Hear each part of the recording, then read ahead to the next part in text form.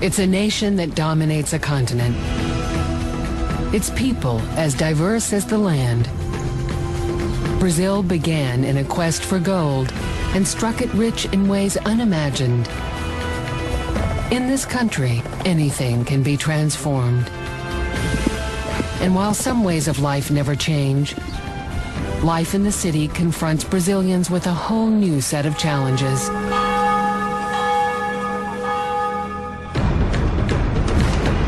And a new way to celebrate them. Carnival, the biggest party on earth. The ultimate expression of what it is to be Brazilian.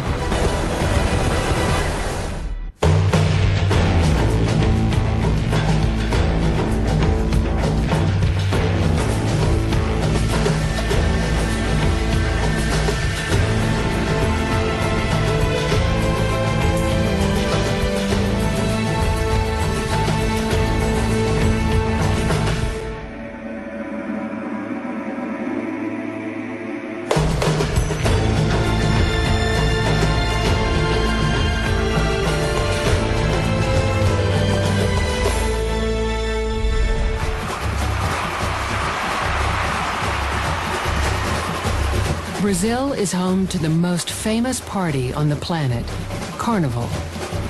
And Rio de Janeiro, Brazil's most famous city, hosts the centerpiece.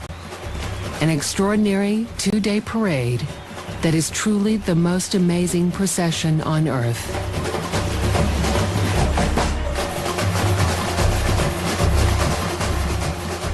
A joyous celebration of all that is Brazilian. The roots of the spectacle extend throughout the country. Its soul springs from the traditions of the Amazon's first inhabitants, the indigenous Indians. In Bahia, 300 years of slavery provided the African influence of drumming and dance. In Minas Gerais, Christian pageants echo the processions introduced by Portuguese colonists.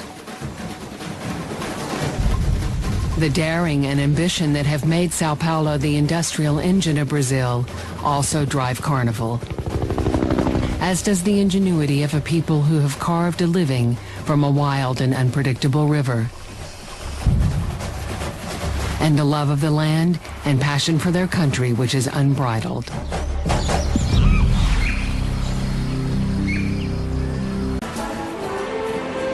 Brazilians call Rio the marvelous city. And there's no doubt it is one of the most beautiful urban settings in the world. Concentrated in a narrow ribbon between the ocean and the mountains, it's home to 7 million residents. They are watched over by Rio's most famous landmark, the statue of Christ the Redeemer, 125 feet tall with outstretched arms almost 90 feet across. He appears to embrace the whole city. Space is scarce. A third of Rio's residents live in makeshift houses built anywhere they can find a gap. These are the shanty towns, or favelas, and almost all Rio's 80 samba associations, or schools as they are known, are based there. In Mangueira, one of Rio's oldest favelas, thousands of tiny homes occupy every square foot of land. This district is home to the most popular and oldest of all Brazil's samba schools. Across town in Mangueira's huge purpose-built carnival warehouse, preparation for the parade is already underway. 45 tons of steel pipe, 2,000 gallons of paint, 300,000 feathers, 30 million sequins, 6 miles of fabric, and a whole forest of wood are being transformed into something magical. These are some of the world's poorest people, and yet they are spending more than $2 million on something that will last just 90 minutes. In 3 months' time, Mangueira will perform here, the Sambadrome, a purpose-built concrete runway a mile long. Few people outside Brazil realize that the focus of Carnival is an organized competition. The 75,000 spectators that fill the stadium are not just here for the show. They are here to cheer on their team. 14 schools will be marked by a panel of 40 judges on everything from music and lyrics to costume design and choreography. And the judges will be on the lookout for anyone who isn't up to the job. Luciana Chavez has arranged to join Mangueira for the very first time. I've always been curious about Carnival. I often watch it on television and say to myself, one day I'll take part in this. Each year, the Rio Samba schools allow a small number of outsiders to take part in exchange for much-needed funds. The Samba School has given Luciana a CD containing the newly chosen theme song for this year's parade. Over the next 3 months, she must learn Mangueira's theme by heart and learn to sing it as if her life depends on it.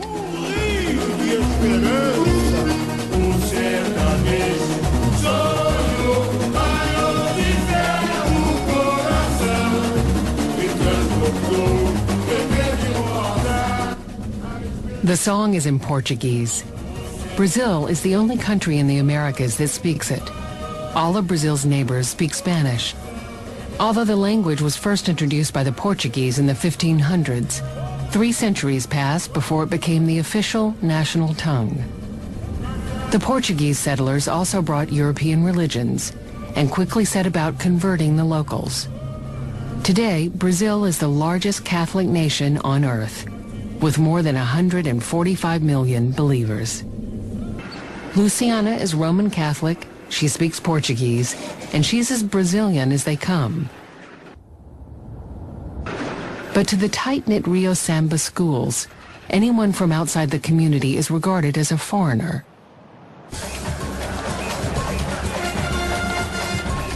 Outsiders are a gamble for the Samba schools. Anyone who doesn't understand the traditions of Carnival could cost them valuable points.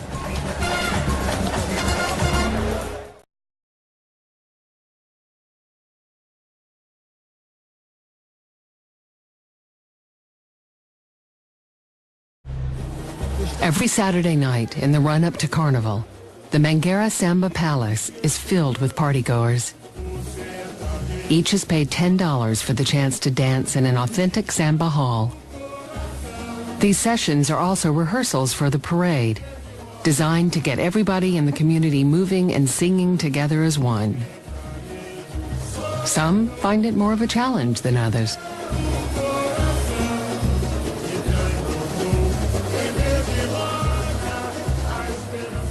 I definitely think that to samba as beautifully and gracefully as one of the experienced dances takes a lot of time.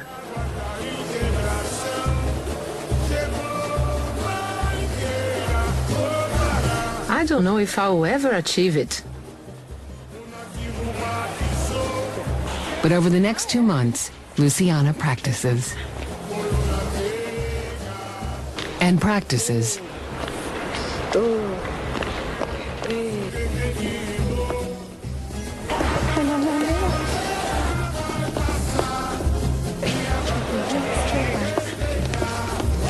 Until she feels she almost belongs.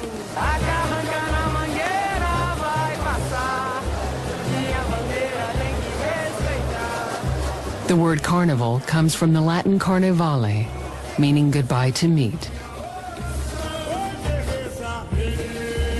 Carnival marks the start of Lent, a period of 40 days when Catholics are expected to abstain from eating flesh, or more symbolically, shun the pleasures of the flesh.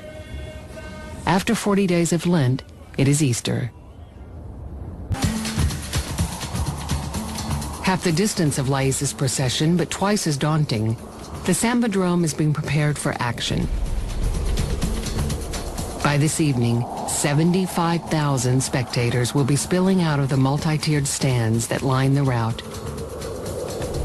They will have paid between $5 and $500 for the privilege. More than 100 million people will watch on television.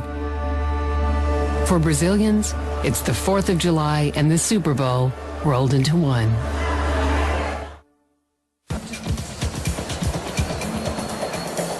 The schools assemble in the street outside the Sambadrome. It's chaotic. In the gathering area known as the Concentração, 4,500 Mangueira dancers struggle into their costumes and find their places. Mangueira, Brazil's oldest and most distinguished samba school, has gone 4 years without a win.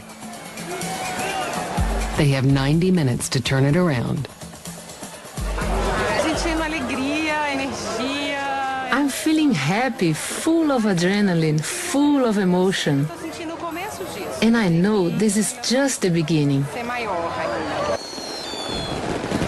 A barrage of fireworks is Mangueira's cue to enter the Sambadrome.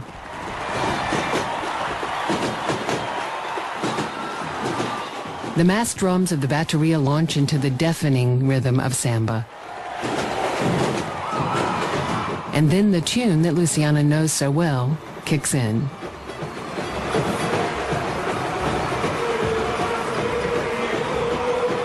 Just 12 weeks after arriving in Rio as a novice, Luciana makes her entrance onto the most famous stage in Brazil.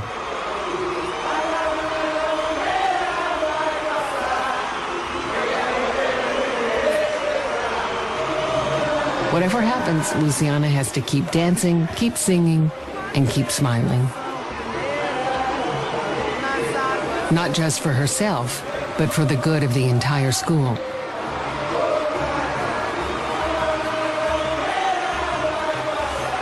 Mangueira has more than 4,000 people. In 35 types of costume, 8 enormous and elaborate floats, and 300 drummers.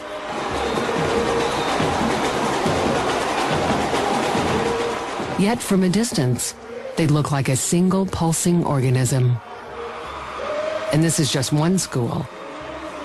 Over the next 2 nights, there will be 13 more, each as extravagant as the last.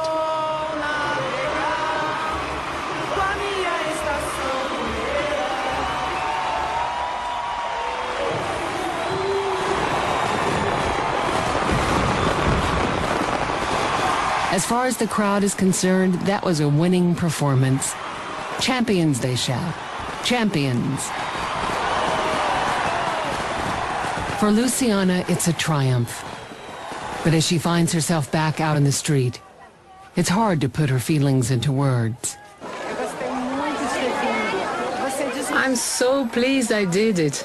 To actually be here. This is like a fantasy for Brazilians, but it's so real. And it just shows anyone can do it. Anyone is special enough to take part. Anyone can be transformed here. The American dream is to transform yourself into whatever you want. The Brazilians share that dream. But for them, the transformation is often fleeting. One moment of perfection counts for more than a lifetime of quite good. They live for the moment. These ideas of inversion and transformation are at the heart of Carnival. Night becomes day. The poor become rich. The plain become glamorous. And the world's biggest party becomes a serious competition. These notions of inversion and transformation are central to all our stories. A civil servant became a carnival queen. This is the spirit of Brazil.